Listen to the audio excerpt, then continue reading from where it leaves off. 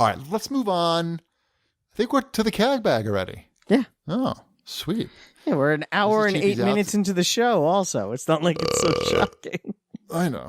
Mrs. Chibi's out tonight, so I can play some games of my choice. Excellent. While she's out. All right, CAG bag. Javery. Remember Javery? I do. I'm glad to see he's back. Welcome back to the world of, the internet. Nerds. Super nerds. Yeah. Javery asks, how do you guys determine what your kids should or should not play? I've got a 10-year-old son, and I haven't let him try or even watch any M-rated games. He's been asking a lot lately because he has friends whose parents do not pay attention. I'd say a great resource for you for games and movies is Common Sense Media. They write reviews basically for parents for movies and games, and they break out what the content is. So if you, as a parent, don't really care if, what the language is in the game, or maybe you don't care about the violence, whatever is, your sort of thing that you don't mind, you can read the reviews and it'll tell you how much of that thing is in the game. So it makes it very easy. Yeah, it's also, I don't know. It's very interesting, especially having two children and, an older one and a younger one is just starting to get interested in games. And they also have very different interests and tolerances to things, not that I'm not letting Elliot play M-rated games, but his tolerance towards scary things is much higher than Sabrina, who will not watch anything scary. My example would be the Goosebumps movie with Jack Black, which is a family film, but Sabrina will not watch that movie. Okay. She will not be in the room if it's on. She will not go near it. She will move to another state. Elliot, on the other hand, considers it his favorite movie of all time. So, yeah, exactly. So it's so hard to now he is, and because his friends were into it, got into Five Nights at Freddy's, not the game, but just the characters. It's like a thing. In kindergarten, Yep. it's not first grade, whatever he is, first grade. It's very popular, Five Nights at Freddy characters. They make shirts in his size for Five Nights at Freddy's and stuffed animals and toys. And all he wanted to do was play the game. So we looked it up to see, how appropriate is it? And I had played it before. And I was like, I don't remember it being particularly scary or gory, which it isn't. You just sit in a room and you push the different cameras and you see that the creatures are getting closer. That's basically it. Then eventually their faces get real close to the screen and it says you died, and that's the end of the game. Right. It's pretty lame. It's also $3. So we're like, but he kept asking for it, and we're like, you know what?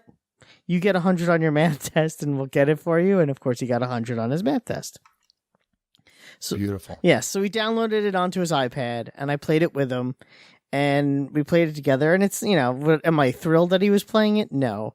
But he played it, and he played it for 4 times, and then it got out of his system, and now he's like, I don't even play Five Nights at Freddy's anymore. So, I think there's a toss-up there. It's hard. It's like, okay, well, I didn't want him to play it, but he played it, and he realized he didn't even like it. So you got lucky. Yeah, basically. I got lucky. Well, check out commonsensemedia.org. It's very good. They even tell you the age that they think it's Yeah, they said for. that they gave that Five Nights at Freddy's is appropriate for a 12-year-old. We're like, well, okay. We never said we were parents of the year. Enjoy your game. But, no, they do a good job. I mean, that's a great resource. Yeah. And I look up movies a lot on there too. But we've also been playing a lot of Civic Doodle on the new Jackbox. We've been playing that as a full family of 4. Yeah, we haven't done that yet. That's a good family game. That's a lot of fun. And that one has the family-friendly settings, so, you don't have to worry about any type of bad language.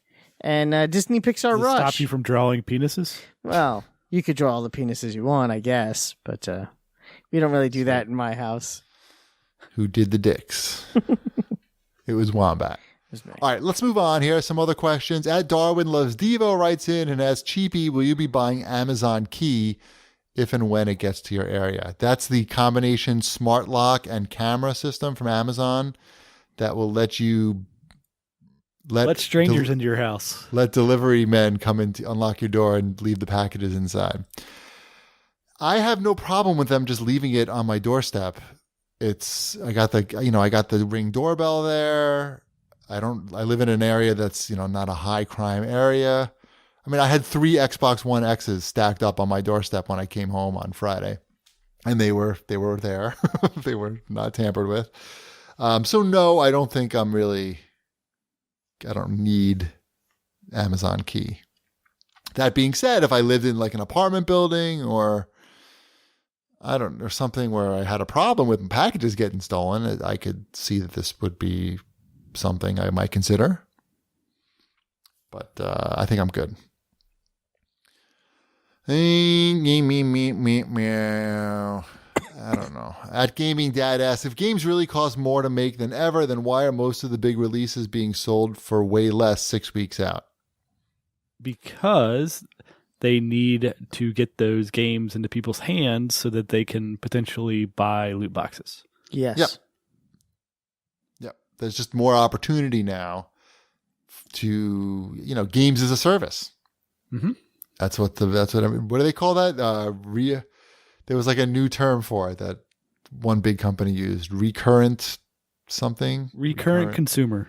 Recurrent consumer. I think is what it is, yeah. Yeah, I mean, look, every fucking year games are more expensive to make than ever, right? But, I don't know how much more expensive they are than they were 5 years ago to make, like a AAA game. I wouldn't be surprised if it's pretty similar. But now they just have more opportunity to make revenue with all these microtransactions and loot boxes and games as a service situations. Yeah, I mean, unless you're Nintendo, you've got to you're going to get those first week sales, maybe those second week sales, and then after that, your game is just going to sit there if you don't cut the price. Right. Yeah, that's true. Or and then like game like Destiny or Injustice or a lot of games do it. They put out like the gold edition of the game, a year later with the extra content. So there's a lot of opportunities for these companies to make money on these games beyond just the initial purchase. And all right, that's good. I think we're good. I want to relax. Sounds good. Do you know where I would have been tonight if I wasn't doing the show? No. Hanging out with Janet Jackson. How do you mean? Janet Jackson is at an event for my company that I was more than welcome to attend. I was told, you sure you don't want to come? You'll be hanging out with Janet Jackson. I just got a text from one of my coworkers with hanging out with Janet Jackson. Look what you're missing. Great. Going, oh, thanks. Did her boobs pop out at any point? Not that I know of, but what can you do? Forget it. Can't win them all, right? Right.